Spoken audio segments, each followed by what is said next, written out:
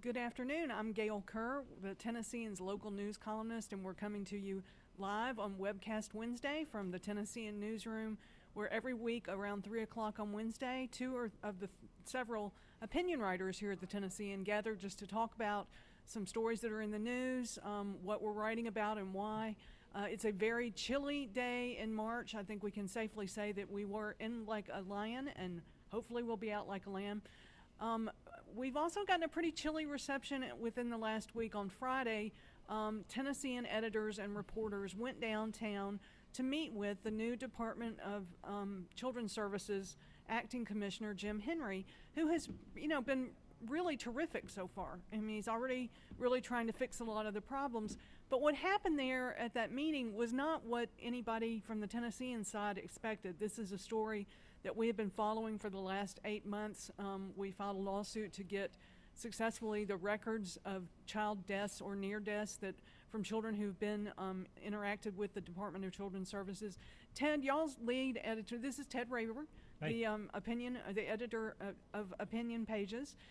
Ted, our lead editorial today was on what happened with DCS and the Attorney General. Why don't you talk about that and what y'all wrote?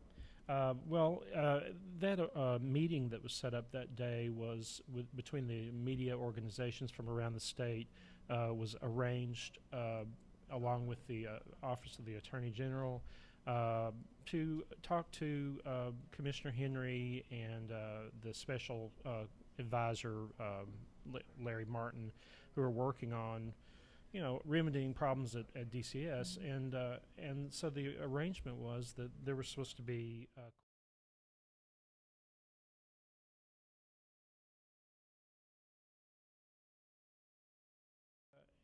and Commissioner Henry and Martin were more than willing to talk, but the Office of the Attorney General's deputy cut them off, and it just seemed like a really blatant attempt to squelch things, to kind of it seemed like a setback to the problems that were going on with DCS last year, when no information could come out about anything, about any suspicious children's files or any problems at all.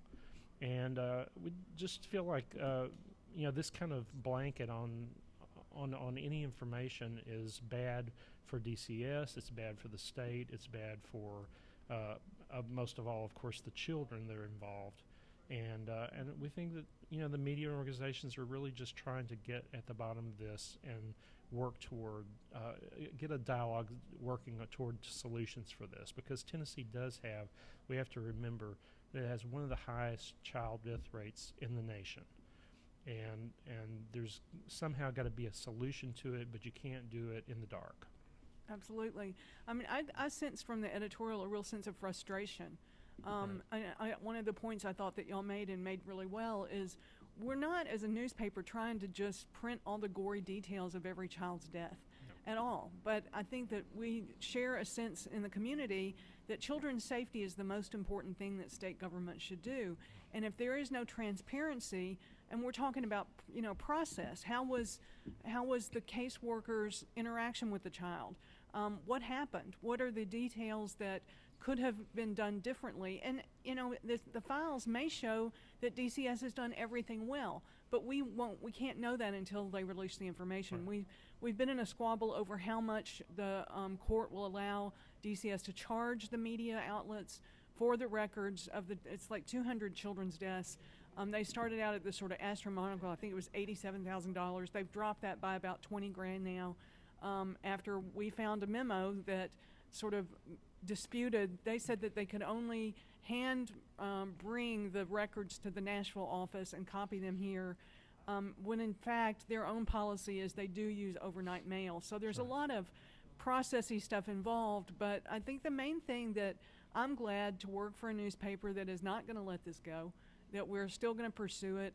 Our editor is very committed to this story, to putting resources where we should, again, to find out really the truth about what's going on. And let's talk a little bit about Jim Henry. So far, he's reported more than his predecessor did. He's been much more transparent.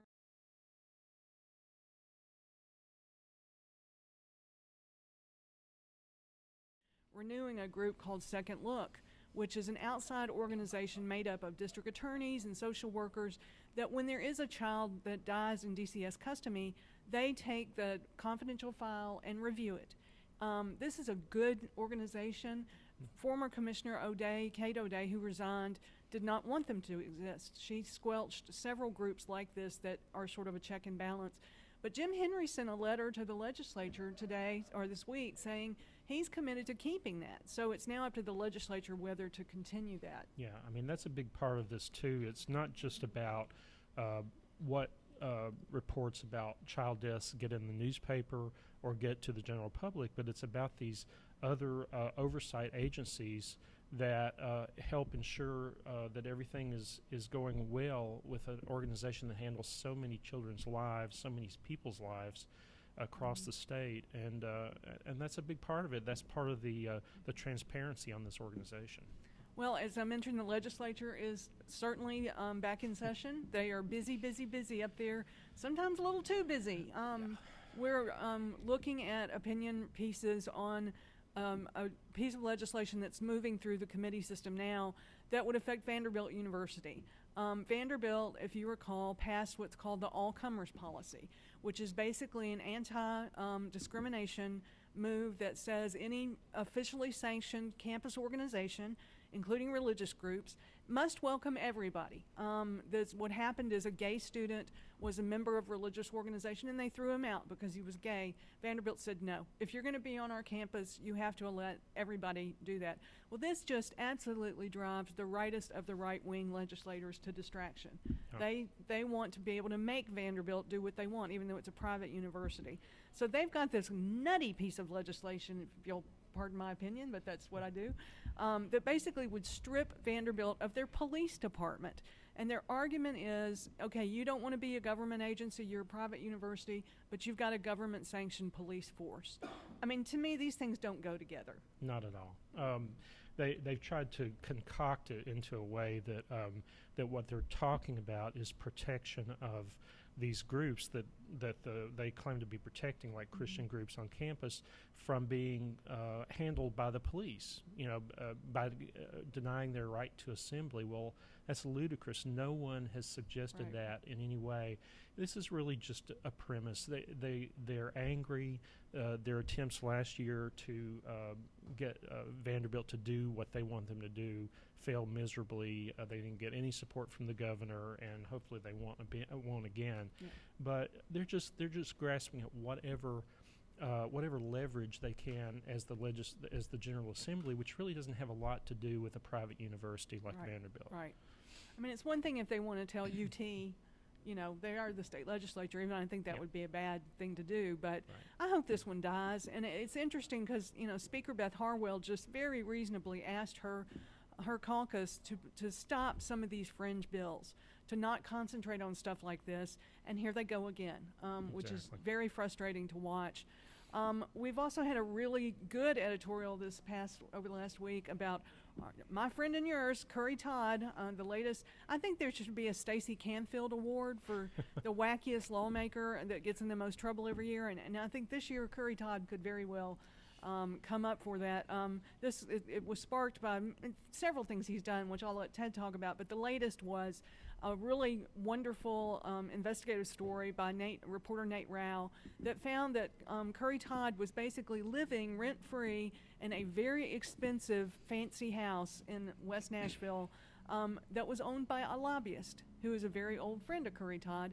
It's not a violation technically of the state's ethical laws because there is a loophole that says if you're a friend of somebody, you can accept gifts. But this is a little more than a gift. Yeah. Talk about what your editorial said about that.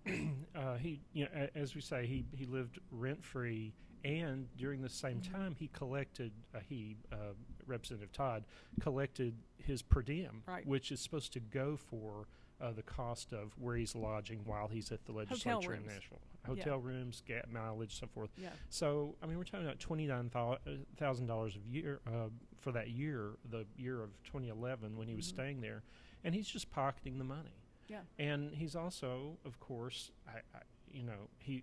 working with a lobbyist who actually went before a committee that he was the chairman previously.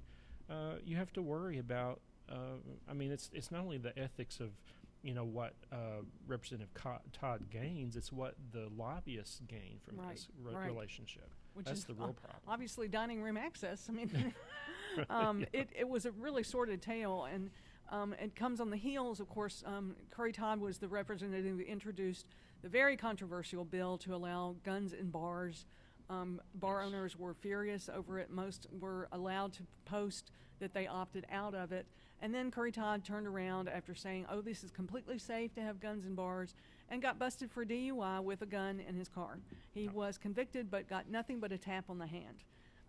So I think, as the editorial called out nicely, here's a guy who the only thing he's lost is the chairmanship of a committee. He's still an elected official. He still has walking around rights. He served, barely hours in jail for this. Right. And he's getting away with murder by living rent-free off the, the coat of a lobbyist. It's just kind of disgusting. Yeah, I mean, and we didn't even get into it very deeply, but Representative Todd's case is something that everybody should look at, and just look at the way the DUI laws are applied in the state, because certain people get barely a slap on the hand, and other people are put under the jail, and then there are people who aren't punished at all, and it's a very dangerous offense, and people just don't think about there are people's lives at stake. Absolutely. Well, those are the hot topics today. There's one other we'll just briefly mention. The wine and grocery stores bill made it out of a House subcommittee. That's two. It's still got a long way to go. Thanks to Speaker Harwell. Thanks to Speaker Harwell, who cast the tie-breaking vote. Yeah. One will continue to follow, both in the news and on the opinion pages. Although I don't think I could say any more about that bill. I've said it so many times. 8 years we've been covering this. Yeah. As always, you can reach me at gkerr@tennessean.com, or on Facebook, or at Gail Kerr on Twitter. We welcome your ideas, your thoughts on all these pieces of legislation and other things that are in the news, opinions that you might want to reach. Ted, how can they reach you? trayburn@tennessean.com is my email address. You can also, our phone number is in the newspaper, and, as always, we're looking for letters and op-eds, so please give us a call. Yeah. Thank you so much for joining us this afternoon, and we'll see you again next Wednesday at 3 o'clock.